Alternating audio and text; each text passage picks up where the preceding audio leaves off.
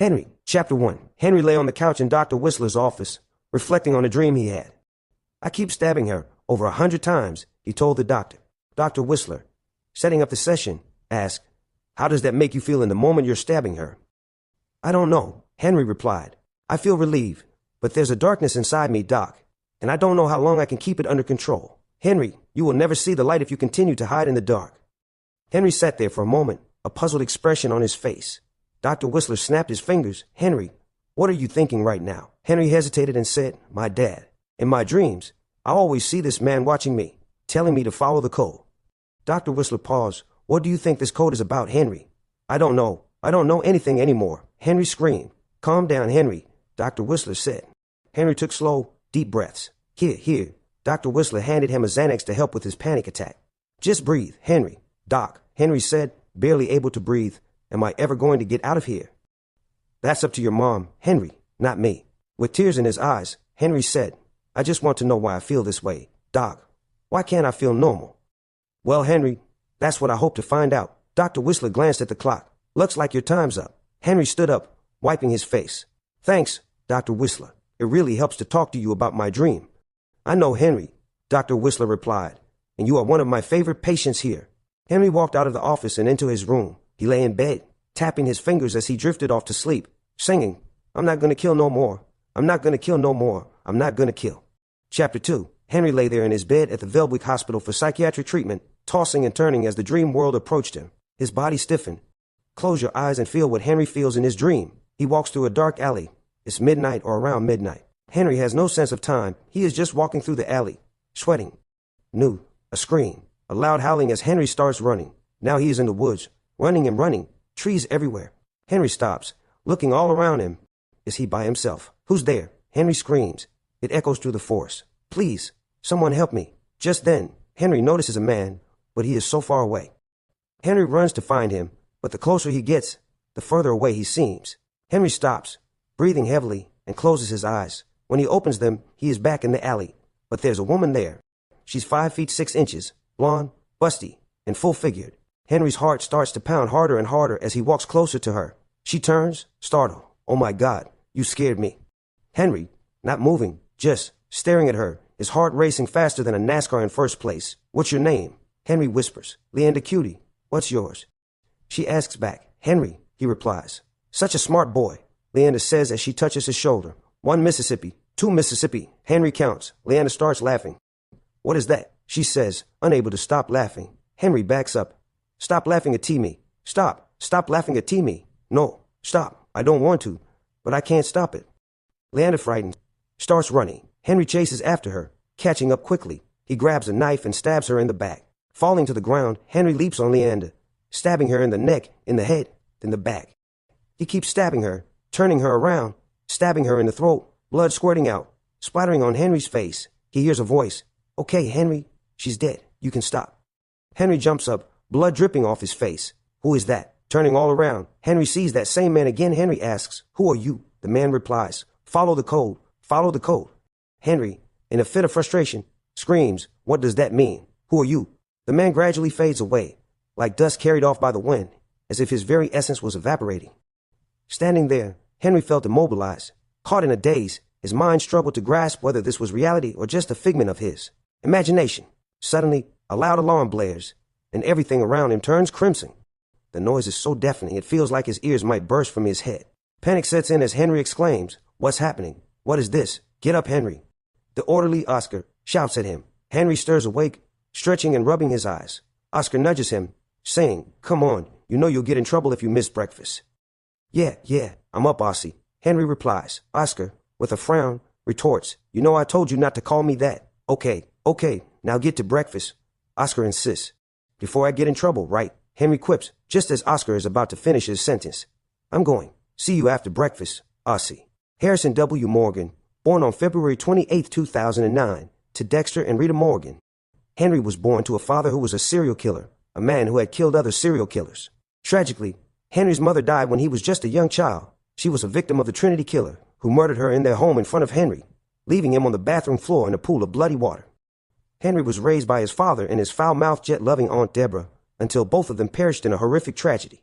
Before his death, Henry's father had fallen in love with a woman whom he entrusted Henry to, Hannah McKay, known as the Black Widow for having killed her husbands. Henry's father was infatuated with her. Hannah never disclosed to Henry what had happened to his parents. Instead, she told him that she was his mother and that his father was a great man who died valiantly trying to save them both. Henry became her servant, enduring beatings if he failed to comply with her demands. Early on, Hannah recognized that Henry was different. She would lock him in a closet for using a magnifying glass on ants when he was 7. Over the next few years, Henry's behavior escalated, leading him to kill small animals, cats, squirrels, rabbits, and even the neighbor's dog. Hannah could no longer conceal his actions. She had kept his secret for a long time, but this time the police were involved, and she had to take action. The judge was lenient, and he and Hannah struck a deal. If she took Henry to Dr. Whistler in Amsterdam, all charges would be dropped. Hannah agreed, but only on the condition that she would decide when he would be released. The judge consented, and the case was dismissed. During the flight from home to Amsterdam, Hannah explained to Henry that he was different from most children, that he was not normal, and that his urges needed to be controlled. Henry, crying and unable to comprehend what he had done or why it was wrong, felt hurt by his lack of understanding. However, he sensed that this was the beginning of something significant for his life. This could potentially save him. Indeed, Henry is 10 years old, yet he experiences a compelling urge. He understands things that elude him, but one certainty remains. This marks the beginning, and it brings a sense of relief. Chapter 4. Henry's eyelids fluttered shut again that night, the hospital's sterile hum fading into the void. The dream pulled him under like a riptide. No warning, just the sudden chill of night air on his skin. He was back in the alley from before, but this time the shadows clung thicker, like oil seeping from the cracked pavement. His bare feet slapped against the cold ground, each step echoing unnaturally loud. Sweat beaded on his forehead, trickling down his temples, tasting salty when it hit his lips. Why was he running? He couldn't remember starting, but his lungs burned, chest heaving as if he'd sprinted a marathon.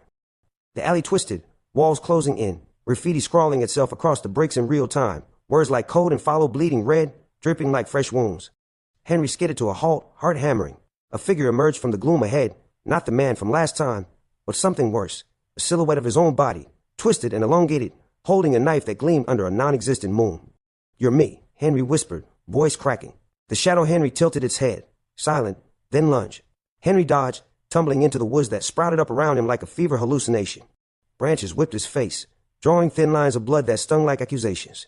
He ran deeper, roots snagging his ankles, the forest alive with whispers. His father's voice. "Hannes, control it, boy. The dark passenger doesn't drive if you hold the wheel." But Henry didn't know the wheel from the engine. He burst into a clearing, collapsing to his knees, gasping. There she was again, Leander, or her ghost, standing at the edge, her blonde hair matted with dream blood, eyes hollow but accusing. "You did this," she mouthed. No sound, just the shape of blame. Rage bubbled up, hot and familiar, that darkness uncoiling in his gut like a snake wakened from hibernation. Henry clawed at the dirt, nails breaking, screaming, "I didn't mean to. It just happens." The shadow Henry circled now, knife twirling lazily. "Follow the code," it hissed, voice a distorted echo of his own. "Or become the monster." Henry lunged at it, hands empty but grasping for the blade that wasn't there. They tumbled, rolling into leaves, fists flying into shadow that dissolved like smoke on impact. Leanna watched, unmoving, her laughter bubbling up now, soft at first, then hysterical, the same laugh that had shattered him before. The knife appeared in his hand somehow, cold steel biting into his palm. He drove it down, not at the shadow, but at her, at Leander, over and over, the blade sinking into nothing but air that screamed back. Blood sprayed, but it was his own, warm and sticky, pooling around him. "Stop, please." Henry begged the dream, but the voice returned, distant and paternal. "Only the code saves you, son. Kill the killers, or join them." The forest spun, trees melting into hospital walls, the alarm blaring crimson once more. Henry jolted awake, sheets tangled like restraints, his face wet with sweat or tears. He couldn't tell. The room was dark, save for the nightlight's feeble glow. He sat up, breathing ragged, fingers twitching as if still gripping the knife. "What code?" He muttered to the empty air, the darkness inside him purring contentedly, sated for now but hungry for dawn. Oscar's footsteps echoed down the hall, a distant reminder that morning waited. But the dream lingered, a stain he couldn't wash out. He lay back, staring at the ceiling cracks that looked like veins, wondering if sleep would ever let him go unscathed. Chapter 5. The visiting room at Veldwick smelled like overbrewed coffee and faded flowers, the kind Hannah always brought to make things seem normal. Henry sat at the scarred wooden table, fingers drumming a nervous rhythm on the edge, his eyes flicking to the clock every few seconds. It was 2 p.m. sharp when the door buzzed open, and there she was, Hannah McKay, his mom, gliding in like she owned the place, her red lipstick a slash of defiance against the beige walls. She wore a tailored black dress that hugged her curves, heels clicking authoritatively. a bouquet of wilting lilies clutched in one manicured hand. Harry, baby, she cooed, using the nickname that always made his skin crawl, like nails on a chalkboard wrapped in silk. She leaned down, air kissing his cheeks, her perfume, something sharp and floral, overwhelming the room. Henry stiffened, forcing a smile that didn't reach his eyes. "Hi, Mom," he said, voice flat, the word tasting like ash. She slid into the seat across from him, arranging the flowers just so, her gaze appraising him like he was a flawed diamond she'd polish later. "You look thin, Harry. Are they feeding you properly here?" Her tone was all concern, but her eyes, those cool blue predators, scanned for weakness, for the cracks she'd exploit. Henry shrugged, picking at a splinter on the table. "Food's fine. Oscar sneaks me extra jello sometimes." He didn't mention the dreams, the stabbing, the cold that haunted his nights. Hannah's visits were minefields, one wrong step, and she'd detonate with questions or worse, affection that felt like chains. She reached across, patting his hand, her touch lingering too long. "I've missed you, sweetheart. The house feels so empty without my little helper." Helper. That's what she called it when he'd scrubbed bloodstains from her garage floor at 8, or buried the neighbor's cat after he'd played too rough. Henry pulled his hand away, heat rising in his cheeks. "Missed you too," he lied, the darkness inside him stirring at her proximity, whispering urges he shoved down deep. "How's everything? Work?" Hannah's laugh was a tinkling bell, edged with ice. "Oh, the usual, consulting. You know how it is. Men are such fools. They never see it coming." She winked, and Henry wondered if she meant the husband she poisoned or just the boardroom sharks. He nodded, pretending to care, but his mind raced to the real questions. Why did she lie about Dad? About Mom?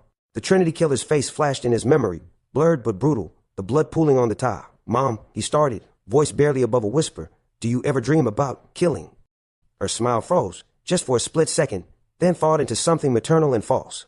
"Dreams are just that, Harry. Dreams. You need to focus on getting better, on controlling those silly urges." She leaned closer, voice dropping. "Remember what I told you on the plane. You're special, different.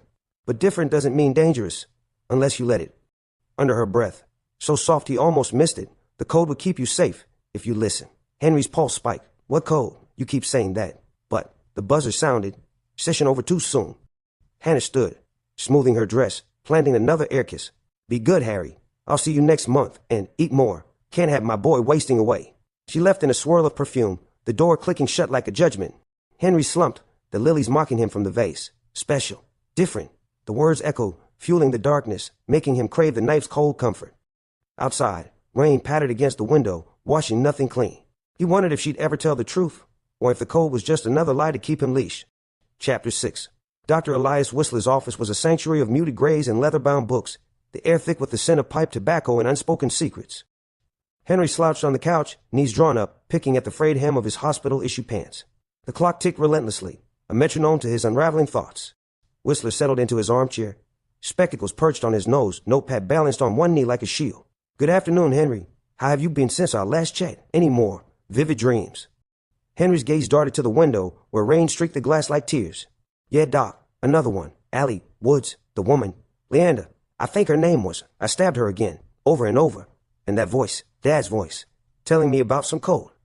He rubbed his temples, the memory fresh, the phantom blood sticky on his skin. Whistler's pen scratched softly, no judgment in the sound, just clinical curiosity that made Henry feel. "Dissect it. Tell me about the code, Henry. What does it feel like when you hear it?" Whistler's voice was steady, a lifeline in the storm. Henry hesitated, the darkness coiling tighter in his chest. "Like rules for the monster inside. Kill bad people, not good ones. But how do I know who's bad? In the dream, Leander laughed at me, and boom, knife. Is she bad? Or am I just broken?" His voice cracked, fists clenching until knuckles whitened. Whistler leaned forward, eyes kind but probing. "You're not broken, Henry. You're navigating a profound internal conflict, what we might call your dark passenger, a term from literature, but it fits. This code, it sounds like a framework, perhaps inherited to channel impulses productively. Your father's influence, maybe. Tell me more about him. What do you remember?" Henry swallowed hard. The lie Hannah fed him warring with buried truths. He was a hero. Saved people. Died trying to save us. But the dream man's face flickered. Dexter's face, shadowed and stern, blood on his hands that wasn't innocent. The session deepened, Whistler guiding gently. "Imagine the code as a Harry's code, personal to you. Rule 1, harm no innocence. Rule 2, make it clean, precise." Does that resonate? Henry's breath hitched. It did. Too much. The darkness purred approval, visions flashing. A bully at school, the neighbor who kicked his squirrel. Yeah. But what if I can't control it? What if I hurt someone here, like Oscar? Whistler's nod was sage. "That's why we're here, to build barriers, therapy, medication, mindfulness. You're 10, Henry. 10-year-olds learn control every day. As the clock chimed the hour, Henry felt a sliver of light pierce the gloom, not relief, but possibility. Thanks, Doc. You're not like the others. Whistler smiled faintly, closing his notepad. And you're not like anyone else, Henry. That's your strength. See you next week. Keep a dream journal. Henry rose, lighter somehow, but the darkness lingered, whispering that codes were made to be bent. In the hall, he passed a mirror, seeing not a boy, but a shadow with his eyes, waiting for the next slip. Chapter 7. Oscar Ramirez, the orderly with the perpetual 5 o'clock shadow and a laugh like gravel, was Henry's unofficial guardian angel, or devil, depending on the day. It was lights out in the ward. The fluorescent buzz dimmed to a hum when Henry slipped from his bed, padding barefoot to the rec room.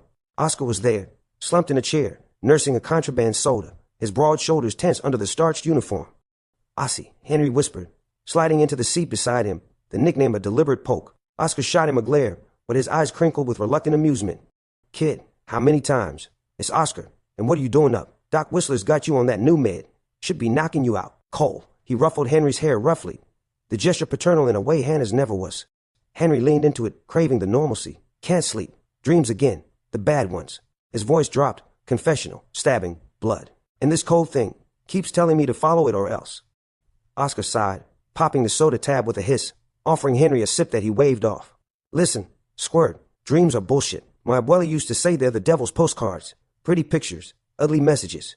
But you're a good kid. Weird as hell, yeah, but good." He paused, glancing at the door, voice lowering. "Saw your chart today, unofficial like. That mom's of yours, she's got skeletons bigger than yours. Black Widow, they call her back home. Poison her way through 3 hubbies before your pops." Henry's stomach twisted, the darkness perking up like a dog scenting meat. "What?" she said. Oscar held up a hand. "Hey, don't shoot the messenger. Just watch your back with her. And these urges, talk to Whistler. Or me. Hell, I'll teach you basketball in the yard tomorrow. Sweat out the crazy." He grinned, teeth flashing white in the low light, pulling a deck of cards from his pocket. "Gin rummy. Loser does push-ups." They played under the table's edge, cards slapping softly, Henry's mind racing. Oscar's stories flowed. Tales of Miami streets, shootouts dodged, a sister lost to the wrong crowd. "Life's a code too, kid," Oscar said mid-hand, aces tumbling. "Mine's simple. Protect the little guys, yours. Sounds fancier, but don't let it own you." Henry won the game, a small victory, but as Oscar walked him back, arms slung casual over his shoulders, doubt gnawed. What if the code demanded more than rules? What if Oscar laughed like Leander one day? In bed, Henry replayed the night, Oscar's warmth a buffer against the cold inside. "Night, Ossie," he murmured to the dark. A chuckle echoed from the hall. "Night, trouble." For once, sleep came easy, dreamless, the darkness quiet, but morning brought whispers. Codes weren't for sharing, and guardians could bleed too. Chapter 8. The ward felt hollow that morning, like someone had sucked the air out overnight. Henry shuffled into breakfast, tray clattering, eyes scanning the tables. No Oscar, no gravel lap barking orders, no sly wink over extra bacon. Just the other patients, mumbling Eddie with his tics, silent Lila sketching shadows, and the new orderly, a stiff woman named Carla who barked instead of bantered. "Sit down, Morgan. Eat," she snapped, her badge gleaming impersonally. Henry poked at his oatmeal, heart sinking like lead. "Where's Oscar?" he asked, voice small. Carla's eyes flicked up from her clipboard. "Ramirez. Transferred. Personal reasons. Now eat." Transferred. The word echoed hollow as the room. Henry pushed his tray away, appetite gone. The darkness stirring with suspicion. Personal reasons. Like what? Seeing too much. Asking about charts he shouldn't. Henry's mind spun scenarios. Oscar cornered in a Miami alley. Hannah's poison in his coffee. Or worse, the code demanding payment for loose lips. By afternoon therapy, the absence gnawed deeper. Whistler noticed immediately, pen pausing. "You're distracted, Henry. What's on your mind?" Henry blurted it out, words tumbling. "Ossie's gone. Just poof." He knew stuff. About Mom, the dreams. What if it's because of me? Whistler's brow furrowed, gentle pro. "Grief is a form of control loss, Henry. Oscar was a friend, but people come and go. Focus on what's here." But Henry couldn't. In the rec room, he rifled drawers, finding Oscar's forgotten lighter, flicking it on and off, flame dancing like a tiny stab wound. Night fell heavy, the dream claiming him fast. No alley this time, just emptiness, a void where the woods should be. Oscar appeared, back turned, uniform stained dark. "Ossie," Henry called, tentative. The figure spun, face melting into Leander's, then Hannah's, knife in hand. "You let it happen," it accused, voice a chorus of ghosts. Henry backed away, but the void closed in, no escape. He woke screaming, Carla bursting in, syringe at the ready. "Sedative, kid, calm down." Her grip was iron, no kindness, days blurred. searches and whispers with Eddie, who muttered, "They take 'em, you know, the ones who see." A letter came. Official, Oscar Ramirez, family emergency, Miami. No return address. Henry burned it in the yard, ashes scattering like faded dust, man. Gone. The word tasted like blood. The darkness laughed softly now, cold whispering. One less witness. Henry stared at his hands, clean but itching, wondering if control was just an illusion, and if the next gone would be someone he couldn't bury in dreams. Chapter 9. The envelope arrived unannounced, slipped under his door like a secret contraband. Plain white, no stamp, just Henry scrawled in block letters that screamed unfamiliar. Heart pounding, Henry tore it open in the dim rec room light, unfolding yellow pages that smelled of old paper and salt air. Miami, maybe. Words jumped out. "Son, if you're reading this, I'm gone. But the code lives. Follow it, or the passenger drives you off the cliff." Dexter Morgan's handwriting, his father's, jagged and precise, like knife cuts on skin. Henry sank to the floor, pages trembling in his grip. Flashbacks hit like waves, not the lies Hannah spun, but truths buried deep. Dexter, sliding needles into veins under moonlit bridges, explaining in hushed tones, "We kill those who deserve it. Harry, bad men. It's the code, my code, now yours." The bathroom floor, Rita's blood warm around his tiny feet, Trinity's shadow looming. "Daddy." He whimpered then, and Dexter's arms, strong and sure, lifting him out. "It's okay, buddy." Daddy made it stop. But it hadn't stopped. The darkness passed like a curse, from father to son. The letter detailed it all. Rule 1, don't get caught. Rule 2, innocence off limits. Rule 3, make it artistic, a ritual to honor the hunt. Stories follow. Bay Harbor Butcher, the kills that cleanse. "I did it for us, Harry, to protect you from becoming me." But Hannah, she twisted it, run from her web. Henry's breath hitched, twisted. Like the ants under the magnifying glass, the squirrels in the yard, Hannah's lessons that fed the beast instead of starving it. Tears blurred the ink. "Why didn't you tell me?" He whispered to the ghost pages. Whistler found him there hours later, curled fetal. "Henry, what's this?" The doctor scanned, eyes widening. "Their father. This is extraordinary." Henry snatched it back, defensive. "It's mine. The code, it's real. Dad's real." Whistler's voice soothed but probing. "This could be therapeutic, Henry. A way to integrate." But Henry heard the darkness roar approval. Vision sharpening, targets, patterns, the thrill of the slide. That night, no dream, just clarity. Dad's face in the shadows, nodding. "Welcome home, son." Henry folded the letter, tucking it under his mattress like a talisman. Gone, but not forgotten. The code wasn't a chain, it was a key. And for the first time, the passenger rode shotgun, not the wheel. Chapter 10. Weeks blurred into a ritual of its own. The letter Henry's Bible, read by flashlight undercovers until the words etched into his soul. Dr. Whistler's sessions twisted now. Therapy a facade for dissection, Henry doling out half-truths while the code bloomed inside, a dark flower unfurling petals of precision. "Tell me about the rules, Henry," Whistler urged one rainy afternoon, rain lashing windows like judgment. Henry leaned forward, eyes gleaming.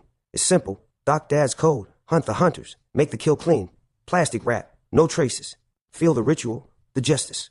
Whistler's pen flew, but Henry saw the flicker. Fear. Fascination. Nights were classrooms. Dreams turning teacher. No more chaotic stabs. Now, the alley led to a kill room. Sterile and shadowed.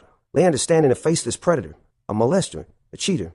Dad's voice narrating. Observe first. Learn their sins. Then, the slide. Henry practiced in whispers. Fingers tracing air knives. Counting heartbeats to steady the urge. 1 for the victim. 2 for the code. He'd murmur. The darkness purring like a well-oiled engine. Hannah's next visit cracked the veneer. She swept in. All smiles and lies. But Henry met her gaze level. The letters weight in his pocket a shield. "Harry, darling, you seem brighter." He smiled back, cold. "Learning things, Mom, about Dad. The code." Her laugh faltered, eyes narrowing like a corner cat. "Silly boy. That's just stories. Eat your cookie." But under the table, his hand clenched, imagining the wrap, the slice. She left early, rattled, her perfume lingering like a threat. Oscar's absence fueled it too. A ghost lesson in loose ends. Henry cornered Carla in the hall one night. Casual probe. Heard Ossie got sick. Poison. Her scoff was too quick. "Transfer, kid. Drop it." But the code whispered. "Verify." In the yard, under basketball hoops, he shadowboxed patterns. Stalk, subdue, conclude. Whistler noticed the change, voice cautious. "This code, it's empowering, but dangerous, Henry. We must adapt it to light." Henry nodded, lying smooth. "Of course, Doc." But inside, the passenger grinned. By month's end, the code was muscle memory. A Harry's code refined. Rule 4, protect the code at all costs. Staring at the ceiling, knife itches fading to plans, Henry felt whole. 10 years old, but ancient. Dad's legacy wasn't curse. It was crown. And the first hunt, it called soft as blood on tile. Chapter 11. The war's rhythm had dulled to a monotonous drone without Oscar. Meals served by Carla's clipped efficiency. Nights patrolled by her flashlight's cold beam. But Henry adapted, the code his silent companion, sharpening his edges like a whetstone on steel. It was a crisp autumn afternoon, leaves skittering across the yard like fleeing secrets, when the door to the rec room swung open with a familiar creak. Henry looked up from his sketchpad, doodles of alleys and knives half-formed, and there he was, Oscar Ramirez, broader somehow, his 5 o'clock shadow etched deeper, a duffel slung over one shoulder like he'd never left. "Ossie," Henry's voice cracked, pencil clattering to the floor. Oscar's grin split wide, gravel laugh rumbling low. In the flesh, squirt. Family drama sorted. Abuela's on the mend. But damn, this place looks like a ghost town without me stirring the pot. He dropped the bag, pulling Henry into a bear hug that smelled of cheap soap and Miami sun, the kind of embrace that squeezed the darkness quiet for a beat. Carla hovered in the doorway, arms crossed, but Oscar waved her off with a wink. "Easy, boss lady. I'm clear." They retreated to the yard, basketball thumping against the chain-link fence as Oscar dribbled, testing Henry's reflexes. "Heard you been a model inmate. Whistler's singing your praises. Says you're integrating that code of yours." Henry's shot swished through the hoop, but his mind snagged on the word. Integrating. Like swallowing poison and calling it medicine. "Yeah, well, it's Dad's ghost, you know. Keeps whispering. But where'd you really go? That letter said emergency, but..." Oscar paused mid-bounce, eyes shadowing. "Truth? Got a call from some shoot back home. Warned me to lay low. Stop poking charts. Your mom's got reach, kid. Long arms." Henry's dribble faltered, the ball rolling into the grass. Holly. Her perfume ghost in the air, her whispers about the code laced with control. "She threatened you." Oscar shrugged, scooping the ball. "Nah, subtle like. Family matters. But I'm back now. Ain't scared of spiders." They played until dusk, sweat blurring the lines between boy and guardian. But as Oscar walked him in, clapping his shoulder, Henry felt the code stir, protect the code, even from friends. That night, sleep came fitful, dreams of Oscar laughing like Leander, then fading to dust. But morning brought extra jello at breakfast, Oscar's wink a promise. Back, but watch. The darkness noted it all, patient as a predator in the brush. Chapter 12. Time in Veldvik stretched like taffy, then snap. Therapy sessions bleeding into milestones, the code evolving from whisper to war drum in Henry's veins. Holly's visits thinned, her eyes appraising sharper each time, but the judge's deal held, her word for release, doled out in fragments. At 12, Henry mastered the dream journals, turning chaos into blueprints, Allie's map, Stab's ritualized. Whistler praised his progress, prescribing lower doses as the darkness learned camouflage, purring approval at every feigned normalcy. Oscar became anchor, smuggling books on forensics. Miami nights spun into tales that fed the hunger without sating it. By 14, Holly yanked the leash, pulling him. Stateside for summer therapy code for her garage cleanups, blood under nails hidden as yard work. "You're blooming, Harry," she'd murmur, her touch lingering like a brand. But Henry saw the fractures, her poison subtler now, husbands vanishing quieter. He played servant, but the code mapped her sins too. Rule 3, make it artistic. Dreams shifted, Landon's ghost yielded to Holly's silhouette, knife hovering, Dad's voice, Derek's, urging, wait for the slip. Back at Veldwijk, Oscar noticed the steel in his gaze. Growing up fast, squirt, too fast. 16 brought rebellion. Henry hacked the war's rec room TV, binging true crime docs, dissecting killers like puzzles. Whistler adapted, sessions delving into ethics, the code reframed as moral vigilantism. Holly's final visit at 17 reeked of ultimatum. "One more year, Harry, prove your leash, or the judge rethinks." She left a gift, a pocket knife, disguised as a tool, its blade whispering freedom. Oscar smuggled letters from home, cryptic warnings, Derek's shadow lingering in rumors, the Bay Harbor echoes. Henry turned 18 in whispers, the darkness no longer passenger but partner, the hospital walls cracking like eggshells. Release loomed, not as salvation, but as the hunt's true dawn. He was ready. The code demanded it. Chapter 13. The cake was a lie. Hospital. Issue vanilla. Lopsided. With a single candle flickering like a guilty conscience. But Oscar made it a ritual, smuggling sparklers that hissed and popped in the rec room's dim glow. Henry sat at the scarred table, 18 now, the number heavy as a sentence commuted. Carla hovered, clipboard in hand, but even she cracked a smile when Oscar belted out a gravelly happy birthday. The other patients clapping erratic rhythms, Eddie twitching, Lila sketching flames. "Make a wish, kid," Oscar said, thrusting the lighter close, eyes twinkling with the weight of years unspoken. Henry closed his eyes, the darkness coiling expectant. Not for normalcy, not freedom's bland light, but for the slide, the first real hunt, blood warm and earned. He blew, smoke curling like Derek's ghost, and the room erupted in cheers. Whistler arrived late, bearing a wrapped gift, a leather-bound journal, blank pages begging for confessions. "For your next chapter, Henry, write the code your way." They talked after, the doctor probing gentle, 18, a man now, plans. Henry smiled, smooth as plastic wrap, college, maybe, criminology, understand the monsters. Whistler's nod was sage, but his eyes held the flicker, knowing, wary. Holly called at dusk, voice syrup over static. Happy birthday. Harry, darling. Be home soon. Your room's waiting. No visit, no lilies, just the promise of her, Webb. Henry hung up, fingers tracing the knife in his pocket. Her gift from last year. Edgehorn's secret. Oscar pulled him aside in the hall, voice low. Heard from my contacts. Your pops. Derek, he's out there, whispering in shadows. Says the code's yours now. Henry's pulse thrummed, the darkness purring birthright. That night, no dream, just clarity. The ceiling veins pulsing like arteries. 18 candles snuffed, but the fire inside roared. Tomorrow, the gate opened. The hunt awaited. Chapter 14. It's a nurse freedom tasted like rain-slicked asphalt. The cab from Velvic dumping Henry at a Miami motel under bruised skies. Holly's check burning in his pocket for settling in.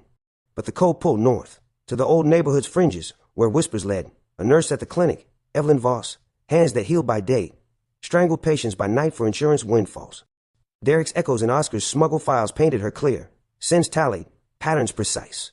Henry stalked from shadows, 18 and invisible, hoodie blending with the dust. She clocked out late, scrubs rumpled, cigarette glowing as she cut through the alley. His alley, dream made real. Heart steady, he counted. 1 Mississippi for the approach, 2 for the chloroform rag Oscar had found in a care package. She crumpled soft, eyes fluttering surprise as he dragged her to the motel's kill room, plastic. Sheeting crinkling underfoot, needle gleaming ritual. You deserve this, he whispered.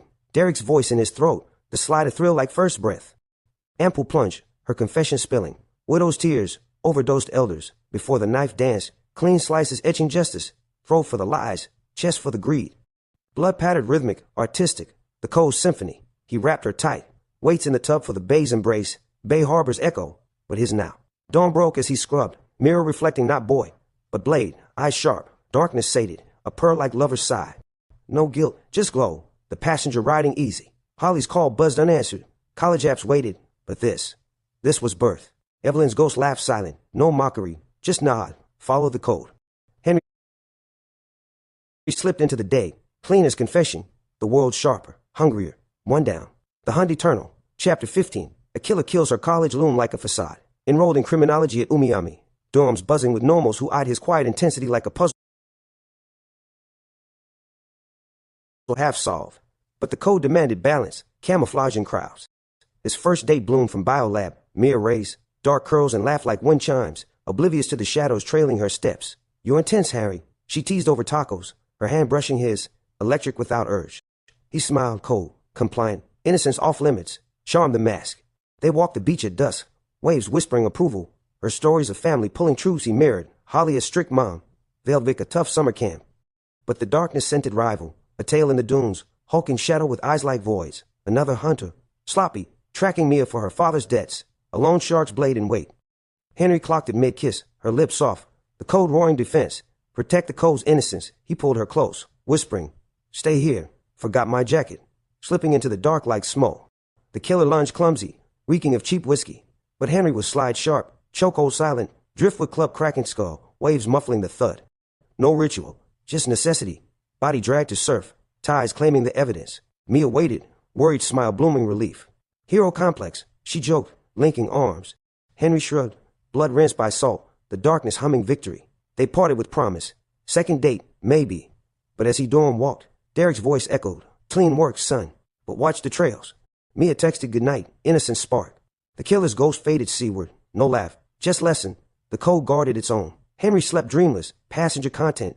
But morning brought news blips. Shark attack. He grinned at the screen. Balance held, for now. Chapter 16. The knock shattered the dorm's fragile peace. FBI. Badges gleaming like accusations, hauling Henry to the station for routine questions on a ghost from the past. Derek Morgan, the Bay Harbor butcher unmasked after years in wind, cornered in a dive bar slip-up. A kill gone messy. Witness breathing. Newsreels looped it. Grainy footage of Derek in cuffs. Face gaunt but defiant. The code's architect cage. Henry sat in interrogation. Palm slick. Whistler's old trick steadying. I haven't seen him since I was little. Mom, Holly.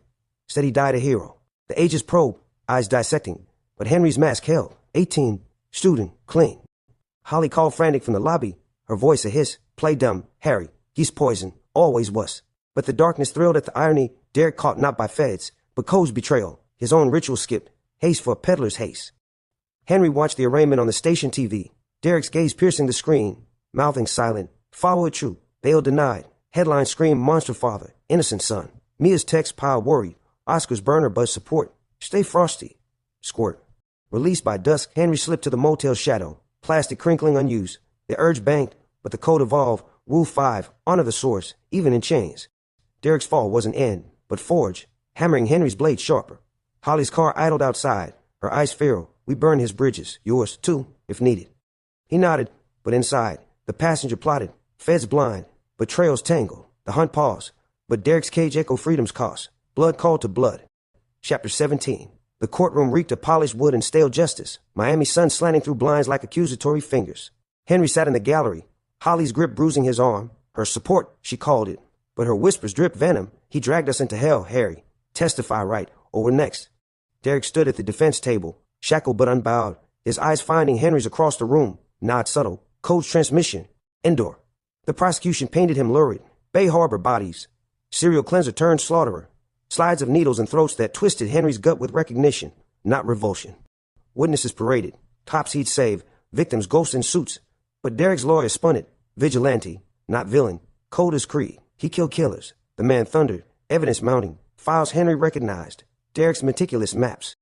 Holly shifted. Nails digging. Lies. All lies. But Henry saw truth. The darkness mirrored. Purring lineage. Cross-exam hit hard. A Fed recounting Derek's capture. The bar fight sloppy. Code cracked. Derek testified flat. Voice steady. I protected my son. From monsters like me. Eyes locked on Henry. The weight crushing. Holly dragged him out at recess. Motel room or cage. You'll say he was mad. Abusive. Seal it. But the code rebelled. Whispers of Rule 1. Don't get caught. Henry nodded compliance. But night brought dreams. Derek slide in his hand. Feds as targets. Trial dragged weeks. Headlines feasting. Mia's distance growing. Too close to home. Verdict loomed. But Henry felt the shift. Derek's fall, his rise. Under the code. Even condemned. The gavel waited. Ludd's verdict. Chapter 18. Chaos erupted when the foreman read it. Not guilty. The courtroom fracturing into shouts. Feds surging. Holly's gasp a blade in the den. Derek, free on technicality, procedural snag, evidence chain inadmissible, stood stone-faced as supporters mobbed, his eyes seeking Henry one last time. Pride. Warning. Farewell. Holly bolted, dragging him through the scrum. Insane. He's a monster. They let him loose. But her fury masked fear, her web trembling. Henry rode the wave silent, darkness exultant, the code vindicated. Architect absolved in spectacle. News devoured it. Butcher walks. Justice or farce. Derek vanished into witness protection shadow. A new name. New hunt. Oscar texted Burner. Miracle or setup. Watch your 6. Mia called tentative. Dinner mending the rift. But Henry's mind mapped escapes. Derek's tricks. Layered lies. Holly locked them in the beach house that night. Pacing. We'll move Canada. Away from his stain. Her hands shook. Poisons half brewed on the counter. Henry watched. Cold calculating. Her sins ripe. But timing off. Sleep evaded. Dreams of Derek's grin fading to dustman. Voice clear. You're the code now. Morning brought feds to the door. Questions, not cuffs. Henry's testimony helpful. His innocent shield. Holly seethed. But he slipped free. Dorm calling normalcy. Not guilty. The words echoed absolution. But for Henry, ignition. The passenger revved. Hunt's queuing. Derek walked. But the sun ran. Into the dark. Chapter 19. The sprawling campus of the University of Miami unfolded before Henry like a meticulously laid trap. A labyrinth of sun-dappled palm trees. Red brick buildings etched with ivy. And pathways teeming with students who moved in packs, their laughter a cacophony that grated against the quiet precision of his inner world. It was orientation week, the air thick with the scent of fresh-cut grass and the faint, underlying tang of ocean salt carried in from the nearby Biscayne Bay, a reminder that Miami was never truly far from its watery graves. Henry slung his duffel bag over one shoulder, the weight of it light compared to the invisible cargo he carried. The code, now fully etched into his muscle and mind, a constant companion that whispered approvals and warnings with every step he took. He'd arrived early, slipping through the throngs of wide-eyed freshmen like a shadow, his forged transcripts and Holly's coerced recommendations securing him a spot in the criminology program without a hitch. The dorm assignment was a stroke of calculated luck, a third-floor room in Eden Residential College, overlooking a courtyard where frisbees sailed lazily and impromptu pickup games erupted under the relentless Florida sun. His roommate, Jax Rivera, was already there when Henry pushed open the door, a lanky kid from Orlando with a mop of curly black hair, posters of classic rock bands plastered across his half of the space, and a perpetual grin that seemed allergic to suspicion. Yo, you must be Harry, Jack said, extending a hand sticky from unpacking boxes of energy drinks and microwave ramen. Heard you were coming from up north or something. Amsterdam. That's wild, man. I'm Jax. Welcome to the jungle. Henry shook the hand firmly, his grip measured, eyes scanning the room in an instant. 2 narrow beds, desks cluttered with textbooks, a shared mini-fridge humming softly in the corner. No immediate threats, no prying eyes beyond Jax's easy curiosity. Yeah, something like that, Henry replied, his voice smooth, laced with the faint accent he'd cultivated over years in Veldwick, a neutral blend that could pass for anywhere. He dropped his bag on the unclaimed bed, unzipping it to reveal neatly folded clothes, a laptop, and a single leather-bound journal from Whistler, its pages already filling with cryptic entries, patterns of kills observed in news clips, hypothetical rituals sketched in margins. Criminology major, Jack's ass, flopping onto his bed with a bounce, cracking open a soda. Me too. Figured it'd look good on the cop app. You aiming for FBI or what? Henry paused, unfolding his shirt with deliberate care, the fabric whispering against his fingers like the slide of plastic sheeting. Something like that, he echoed, a half-smile tugging at his lips. The truth was sharper, buried deeper. Criminology wasn't a career path. It was reconnaissance, a way to dissect the hunters who hunted hunters, to learn their mistakes and refine his own code. Lectures on offender profiling would be like attending his own autopsy, piecing together the passenger's anatomy under fluorescent lights. Seminars on forensic evidence, blueprints for evasion. He could already envision it, sitting in the back row of a lecture hall, notebook open, pen scratching notes that doubled his kill room checklist. Jax rambled on about high school pranks and beach parties, oblivious to the way Henry's gaze flicked to the window, cataloging the courtyard's flow, the girl with the backpack. Slung low, vulnerable neck exposed, the jogger cutting across the grass, rhythm predictable.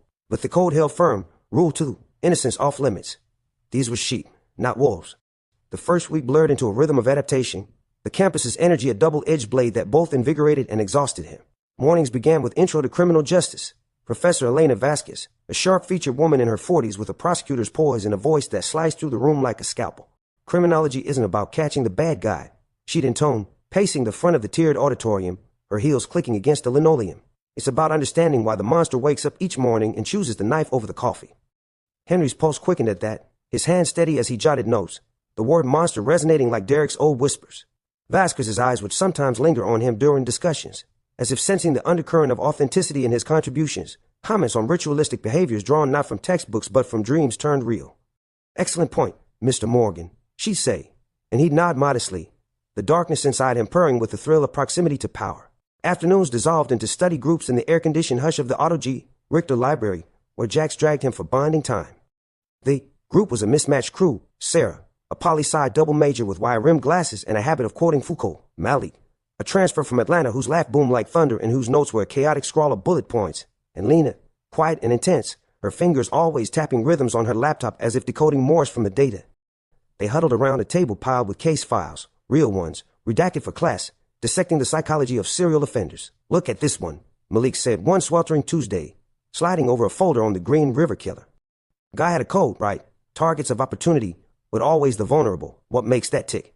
Henry leaned in, his voice low and measured. Control, he said simply, tracing a finger along the timeline of victims. He wasn't random, he was curating, building a narrative where he was the arbiter. The group fell silent for a beat, Sarah's eyebrows arching. Damn, Harry, that's some profiler shit. You sound like you've lived it. He shrugged, deflecting with a chuckle that didn't reach his eyes. Just a lot of late nights with true crime docs. But inside, the code from echoes of his own curations, the nurse's final confession spilling like ink on those library pages. Jack slapped his back, oblivious. See, told you he'd fit right in. Nights were the true forge, when the campus's veneer of normalcy cracked under the weight of his urges. The dorm's common room pulsed with parties, beer pong tournaments in the lounge, bass-thumping music spilling from open windows. But Henry excused himself early, slipping into the shadows of the surrounding neighborhoods. Miami's underbelly was a banquet for the code, a domestic abuser spotted in a dive bar off Calle Ocho, his knuckles scarred and his boast slurred over shots of rum. Henry tailed him 3 blocks, heart steady as a metronome, the pocket knife, Holly's old gift, edged home to surgical keenness, warm against his thigh. The alley was perfect, narrow, overlooked by fire escapes draped in laundry, the air heavy with garbage and distant regating. The man fumbled with his keys at a chain-link gate, muttering curses, when Henry struck, arm snaking around his throat in a chokehold refined from Whistler's mindfulness drills turned lethal. Sheesh. Henry breathed into his ear, the rag damp with chloroform from a campus chem lab borrowed supply press firm. The body slumped heavy, dragged to the chain-link shadow, plastic sheeting unrolled from a backpack like a magician's cloth. The ritual unfolded with the precision of a well-rehearsed symphony, restraints secured with zip ties, the needles pricked drawing a gasp that bloomed into whimpers, confessions tumbling out in broken Spanish and English, tales of bruises hidden on wives and children, the thrill of dominance that mirrored Henry's own but lacked the code's justice. You deserve this, Henry murmured, Derek's voice layering his own, the knife's first incision a clean arc across the throat, blood pattering rhythmic against the plastic like applause. Chest next, for the greed of power. Then the artistic flourish, a shallow carving of protector on the form, ironic epitaph. Cleanup was meticulous. The body trussed and weighted with cinder blocks scavenged from a construction site, slipped into the bay's murky embrace under cover of a passing freighter's foghorn. Dawn found him back in the dorm, shower scalding away the night's residue, Jack snoring oblivious in the bunk above. No traces, no headlines, just a missing persons blip buried in tomorrow's police log. The code approved, a warm glow settling in his chest like afterglow. Holly's calls came sporadically, her voice a barbed wire across the line. How's the ivory tower treating my little scholar? Don't forget to eat. Can't have you wasting away like your father. She'd wire funds in fat envelopes, no questions asked, her empire's cracks showing in the pauses between her silk-wrapped threats. Derek's ghost is everywhere, those trials, the whispers. Stay low, Harry, Bland. He assured her he was, voice filial and flat, but the darkness chafed at the leash. Oscar visited once, materializing on a Saturday like a specter from Veldwijk, his gravel laugh cutting through the quad's frisbee chaos as he clapped Henry on the back. College boy, huh? Look at you, cactus and all. But those eyes still got that hungry glint. They shot hoops on the cracked court behind the dorm, Oscar's tales flowing like contraband jello, whispers of Derek's retirement and some witness protection nowhere. Hunt's gone quiet but not cold. He's out there, squirt, teaching shadows, like you.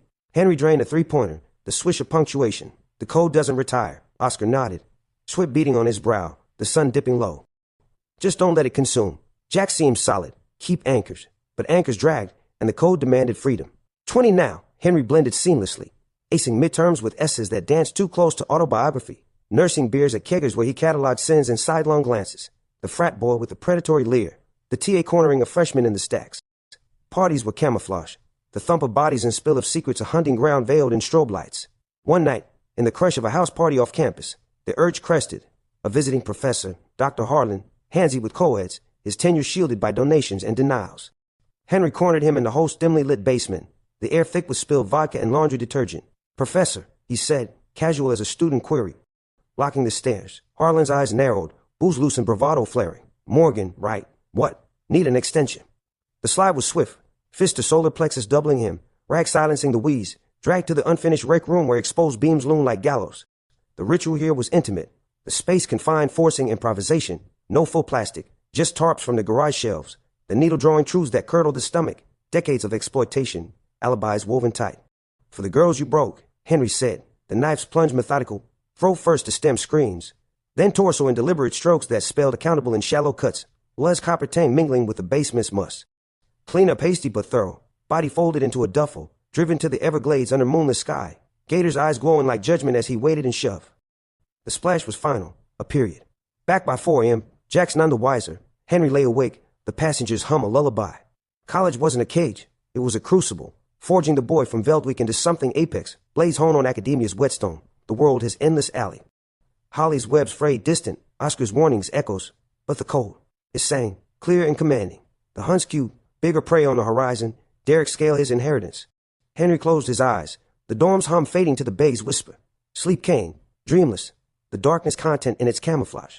For now, Chapter 20 from Heart Attack. The phone's vibration shattered the fragile hush of the dorm room at 3:17 a.m. The screen's glow casting jagged shadows across the popcorn ceiling like veins pulsing with bad news. Henry stirred from a shallow sleep, the sheets tangled around his legs like restraints, his hand fumbling for the device on the nightstand. Jack snored steadily from the upper bunk, oblivious to the world's unraveling, the faint glow of his charging phone illuminating posters of Hendrix and Nirvana like silent witnesses. The caller ID flashed Holly, never a good sign at this hour. Her calls usually timed for daylight manipulations. Henry swiped to answer, pressing the phone to his ear, voice rough with feigned grogginess. Mom, what's wrong? Her breath came in ragged bursts over the line, a sound Henry had heard only once before, when the judge's gavel had echoed her secrets into the open years ago. Harry, oh God, Harry, he's gone. Derek, heart attack. They found him in some godforsaken safe house up in the Panhandle, slumped over a table with a half-empty bottle and his damn files scattered everywhere.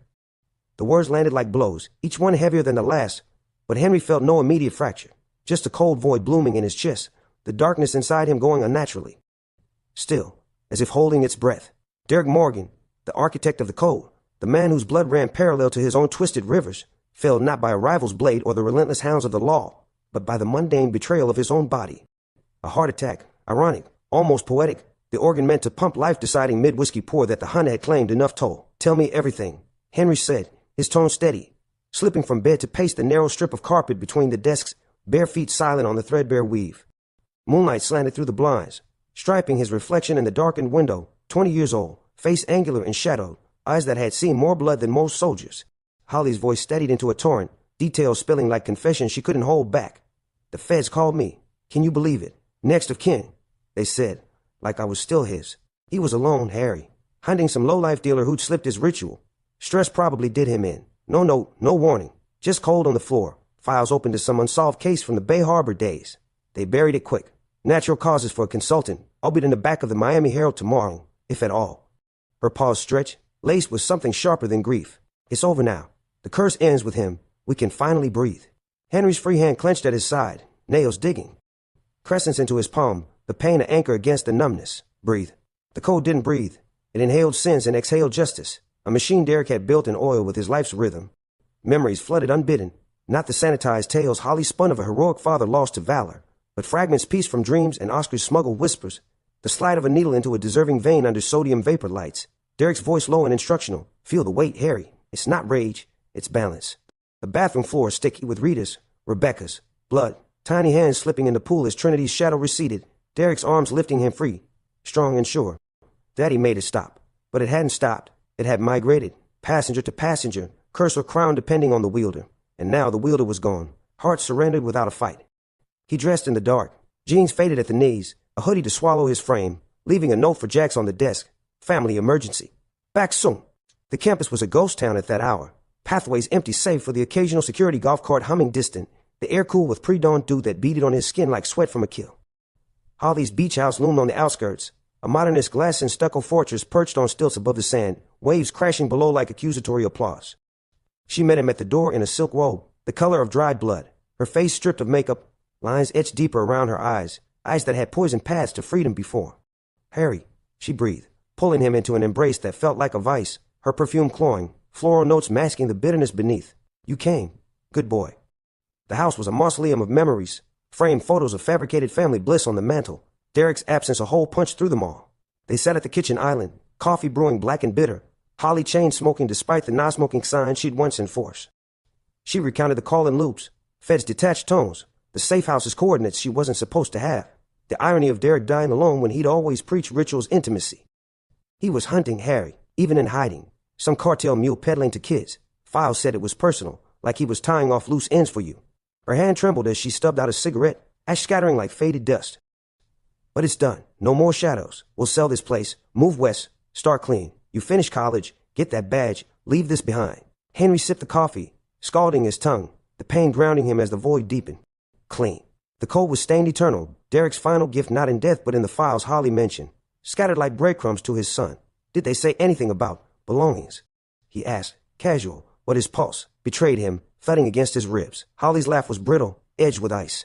Belongings, a box of junk, old case notes, a watch that doesn't tick. They're holding it for processing. But I pull strings, it'll come to me, to us.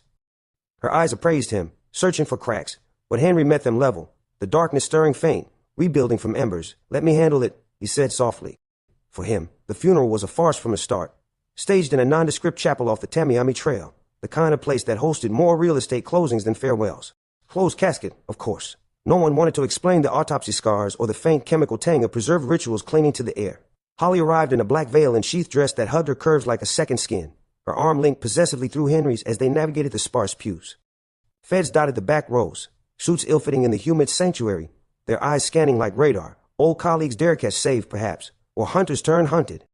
A smattering of locals, Oscar in the corner, his gravel presence a balm, nodding subtle solidarity, a few Miami PD retirees who'd owed Derek favors, their whispers laced with reluctant respect. No eulogies planned, Holly's decree. But when the minister faltered, inviting family, Henry rose unbidden, the room's hush pressing like plastic wrap. He stood at the podium, hands steady on the wood, worn smooth by uncounted griefs, gazing at the casket's polished mahogany, a box for a man who'd evaded cages his whole life. Derek Morgan wasn't a father in the ordinary sense, Henry began, voice clear, carrying to the rafters where dust motes danced in stained glass light. He was a guardian, against the dark that preys on the light. He taught me, showed me, that some shadows need their own shadows to keep them in check. Murmurs ripple, Fed shifting uneasy, Holly's grip tightening on his sleeve like a warning. But Henry pressed on, words flowing from the code's core. He lived by rules, unbending.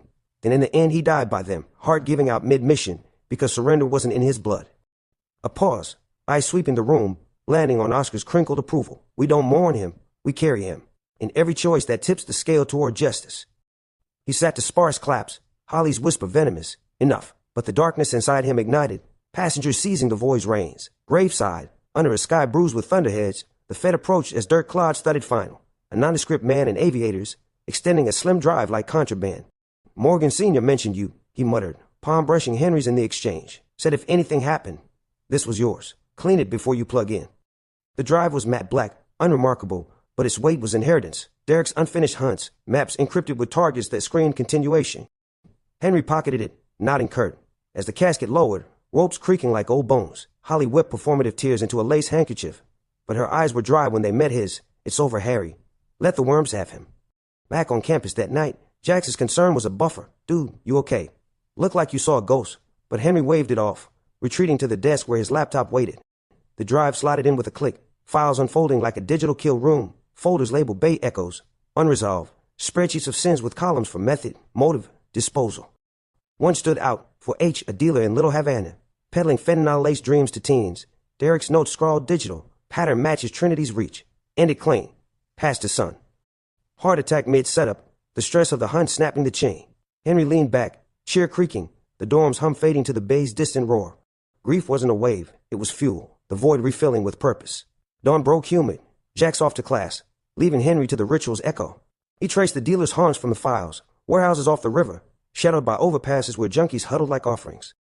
The hunt was tribute, passenger demanding it, black hoodie, gloves from the chem lab, the knife's weight, familiar. The approach was textbook, stakeout from a rusted van borrowed from Jax's mechanic uncle, binoculars catching the marked slouch, tattoos snaking up arms like guilty vines. Night fell sticky, neon bleeding into puddles, and Henry moved, code reciting, observe, subdue, confess. The warehouse loomed, chain link rattling in the breeze, the dealer inside counting product under a bare bow. The breach was silent wide, cutters from the dorm toolkit snipping a gap, shadows swallowing his steps. The man spun at the whisper, eyes widening, who the fuck? But the chokehold landed true, rag blooming chloroform's haze. Dragged to the corner's gloom, plastic unrolled hasty over concrete pocked with old blood. The ritual ignited. Needles pricked drew a hiss, M99 flooding veins, confession spilling in panic bursts, kids overdosed in alleys, families shattered for profit, the thrill of godhood over the broken. For Dad, Henry whispered, knife's arc a requiem, throat parted clean, chest carved with balance, blood spray of baptism. Disposal swift, trussed in trash bags, weights from the riverbank, slipped into the current's maw where mangroves clutched secrets. By 5 a.m., drive wiped and stashed under floorboards, Henry returned to the dorm. The scrubbed clean passages, roar a symphony. Derek died. Flesh failed, but the cold pulsed eternal veins refilled with son's blood. Holly's check arrived bounced next. Weak, her empires teeter a siren's call, but first, tribute paid. Orphan no more. Apex forged in fire's wake. The world sharpened, Hunt's horizon bound. Henry smiled at the ceiling cracks, blade sharp. The slide awaited. Chapter 21, Henry goes on killing spree. The fracture Derek's death carved in Henry's soul didn't heal. It widened, a chasm that swallowed restraint and spat out frenzy. The code's rules twisting from rigid scaffold to elastic bowstring, drawn taut and loosed in rapid fire. Miami's underbelly, that festering warren of neon-veined streets and salt-crusted docks, became his canvas. The city a sprawling kill room where the passenger rampaged unchecked, each hunt bleeding into the next like wounds that refused to cauterize. It started subtle. A tribute's echoed 2 nights after the funeral, the dealer down, but the high lingered, a euphoric hum in his veins that demanded encore. The darkness whispering, more, balanced the scales heavier. By week's end, the spree ignited, a wildfire sparked in grief's dry tinder, consuming all in its path. First fell the pimp, Rico Valdez, a squat tyrant in platform boots and gold chains that clinked like shackles, lording over a stable of runaways from the shadowed motels of Overtown. Henry had clocked him weeks prior, during a campus field trip to observe urban decay. But now the files, Derek's digital ghosts, confirmed the sins, girls as young as 14, beaten into compliance, profits funneled to veins that never emptied. Stakeout was ritual foreplay, parked in a stolen Civic with plates swapped from a junkyard haunt, binoculars trained on Rico's parade of despair under flickering sodium lights. The mark swaggered out at 2 a.m., arms slung around a hollow-eyed girl, his laugh a bark that curdled the night. Henry waited, heart a steady drum, until the alley's maw swallowed them, then moved, shadow to shadow, the code's mantra on his lips, hunt the hunters. The approach was poetry in motion, a discarded bottle rolled underfoot as distraction, Rico spinning with curses, the chokehold landing like fate's embrace. The girl bolted, screaming swallowed by traffic's roar, and Henry dragged the thrashing form deeper, to the chain link's blind spot where dumpsters loomed like altars. Plastic sheeting crinkled out from his pack, restraints biting into wrists tattooed with conquest. The needles plunged, drawing a gurgle that bloomed into litany. Names of the broken, locations of shallow graves, the god complex that mirrored too many monsters Henry had dreamed. You preyed on the lost, he murmured, knife's edge kissing skin, the first incision a throat's crimson smile, blood arcing hot against his gloved hands. Torso necks, carved with jagged pleas. Free them, each stroke a release. The passengers roared, drowning Rico's final wheezes. Clean up feverish, body trussed and dumped in the Miami River's oily churn, weights dragging it to benthic silence. Dawn's light found him scrubbing in a gas station sink, mirror reflecting eyes fever bright, the high crashing into hunger for the next. Campus life fractured under the strain, a facade cracking at the seams. Mornings blurred to lectures half heard. Professor Vasquez's voice a distant drone as Henry doodled disposal maps in his notebook margins. Jax's elbow nudges pulling him back. Earth to Harry, you zoning on that serial killer profile again. Creepy, man. Grades slipped like sand, a B- on a paper about vigilantism that Vasquez annotated insightful, but unsettlingly personal. Study groups dwindled. Sarah's invitations met deflections. Family stuff, while Malik's booming laughs grated, Lena's tapping fingers now suspect rhythms. Parties became ghosts avoided. The thump of bass from off. Campus houses a siren's lure to darker pursuits. Holly's calls escalated. Venom lacing her silk. Papers are buzzing. Hair vigilante hits. Bodies turning up clean cut. It's him, isn't it? Derek's rot spreading. Stay away, or I'll pull you out myself. He soothed her with lies, voice steady. Just exams, Mom, stress. But the bounce check echoed her empire's crumble. A lover vanished last month. Poison whispers in tabloids. And the code tallied her, crowned for the spree. Oscar's burner buzzed warnings mid-frenzy. Slow your roll. Squirt. Derek paced like a pro. You're blazing trails feds can't miss. 3 bodies in a week. That's spree shit. But the darkness devoured counsel. Hunts chaining like links in blood-forged armor. Next, the cartel runner, Javier El Lobo Guzman, a mid-level enforcer whose ledger Derek's files marked in red. Shipments of girls across the border. Rivals dissolved in acid baths. Henry tailed him from a tamale stand in Little Havana, blending with the crowd's salsa-scented swirl. The marks escalate, a black beast prowling to a warehouse off the airport road. Reach at midnight. Old cutters singing through locks. The interior a cavern of crates stamped with lies. Xavier counted stacks under a swinging bulb. Back to the shadows. When Henry's slide commenced, garrote wire from a hardware run whispering tight, knees buckling to concrete. Plastic vast here. Rolls unspooling across the floor like surrender flags. The ritual elongating in the space's expanse. Restraints elaborate. Duct tape weaving a cocoon. The needles flood, unlocking a floodgate of atrocities. Border crossings where screams echoed deserts. Baths where flesh melted to bone. For the vanished, Henry intoned. Knife dance, a ballet of retribution. Throat parted in a single flourish. Chest flayed to reveal trafficker in ribcage script. Limbs methodically incised for the code's artistry. Blood pool vast. A mirror reflecting his silhouette. Tall now, assured. The passenger's silhouette merging with his own. Disposal improvised. Acid from Javier's own stash. Body reduced to slurry poured into storm drains. The warehouse torch settled with time gasoline to mask as rival hit. Sirens wailed as he ghosted. Adrenaline a drug sharper than any high. The spree crescendoed. Momentum a beast of its own feeding. A corrupt cop. Detective Lyle Harlan. No relation to the prof, but sins kin. Pocketing bribes from dealers while turning blind eyes to overdoses in his precinct. Henry profiled him from PD leaks Oscar smuggled. Stakeout from a coffee shop across from the station. Lyle's cruiser a predictable loop through South Beach's glitter. Intercept in a parking garage's underbelly. Levels spiraling down to gloom where echoes amplified heartbeats. The takedown was intimate. Batch yanked mid-pat-down simulation. Choked from behind, crumpling him against a pillar. Dragged to a service alcove where plastic draped like funeral shroud. Confessions under needles sway. Raid sabotage. Evidence planted on innocence. A partner's suicide buried for departmental peace. Justice's thief. Henry labeled. Knife's verdict swift. Throw for the lies. Chest emblazoned corrupt. The badge melted into flesh with a butane torch from his pack. Sizzling accusations. Body folded into the cruiser's trunk. Driven to an industrial furnace Oscar tipped him to. Flames devouring uniform and bone. Alike, ashes scattered as accident. 21 now. Henry's reflection in every gas station mirror gaunt. Cheekbones sharp as blades. Eyes hollowed to pits of fevered intent. The high blurred boundaries. Days dissolving into nights. Campus a distant hum. A study break turned hunt. The rapist scoutmaster. Coach Ellis. Preying on troop boys in Everglades campsites.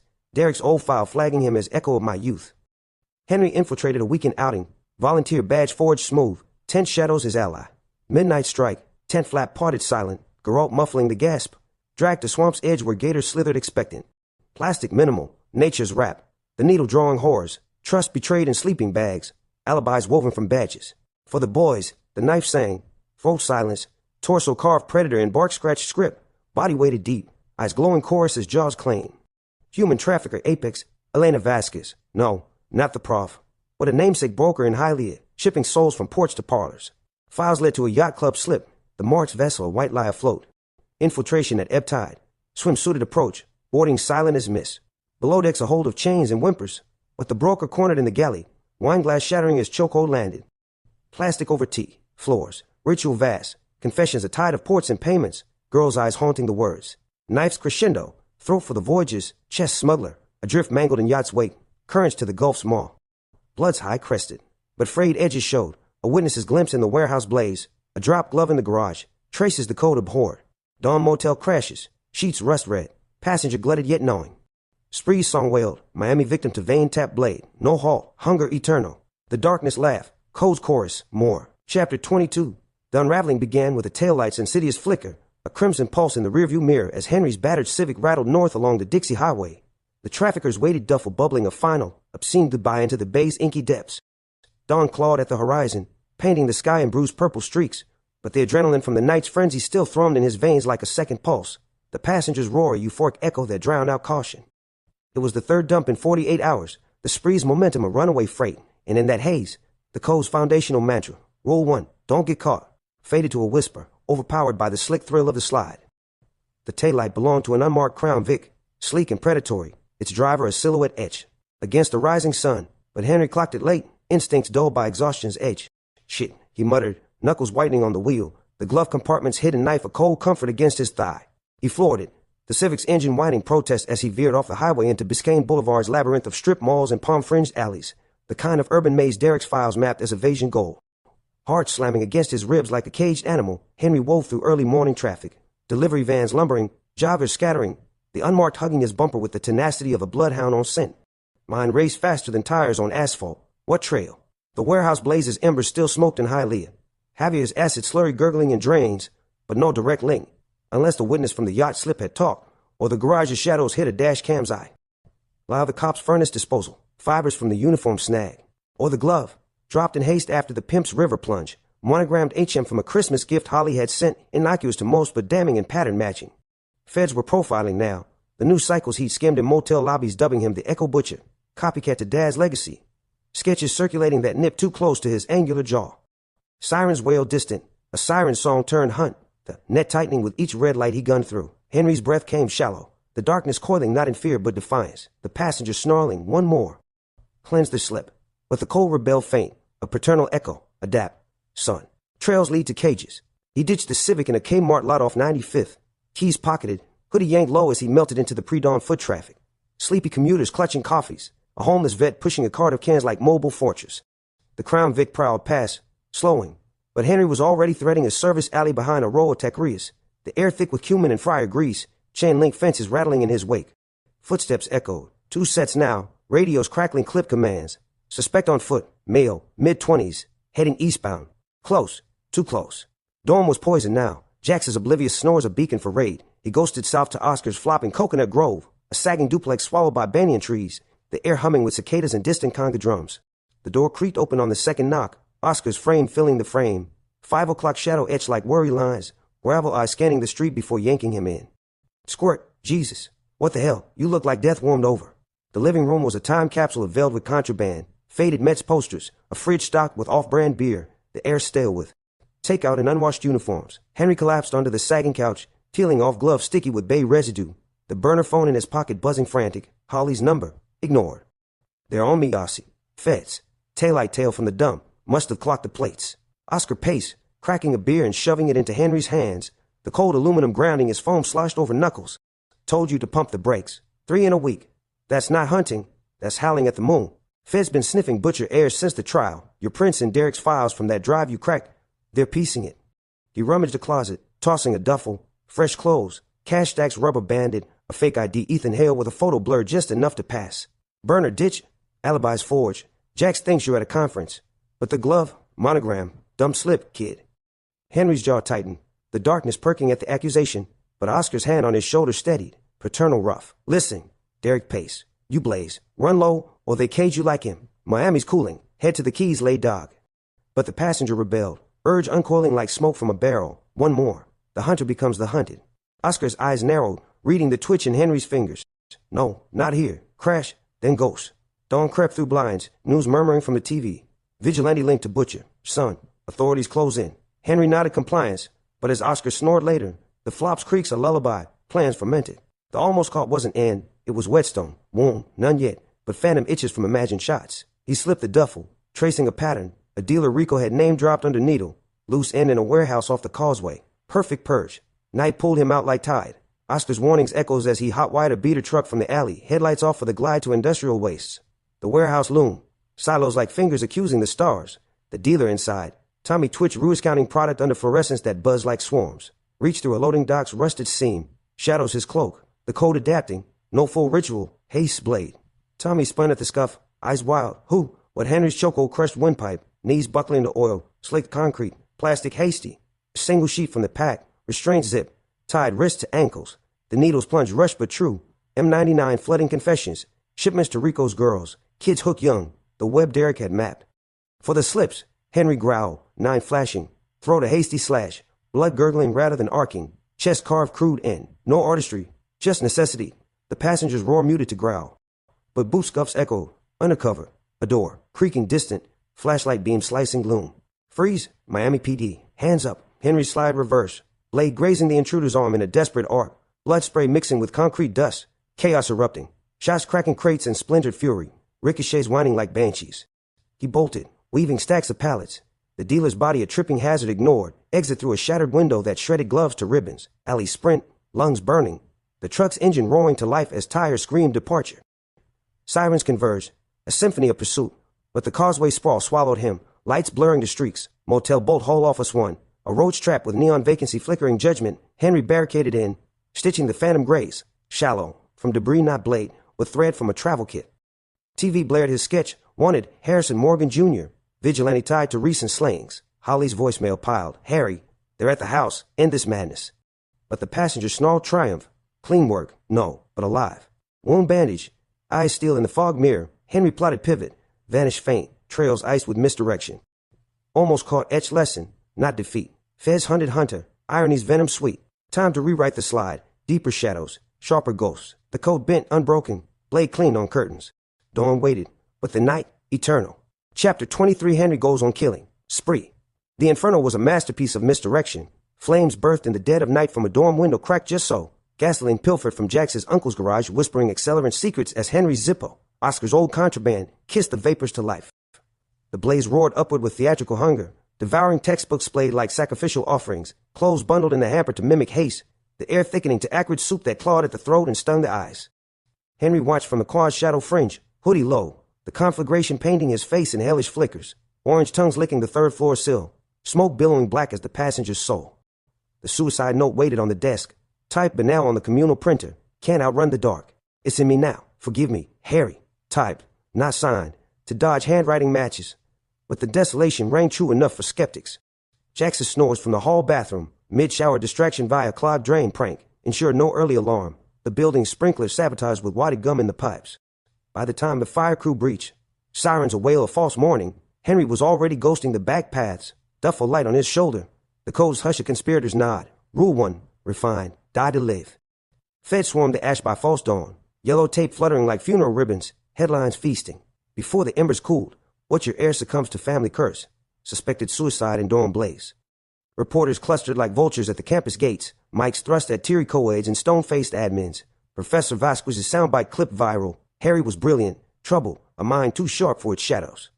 Jax's interview played on loop in Henry's bowl-hole TV.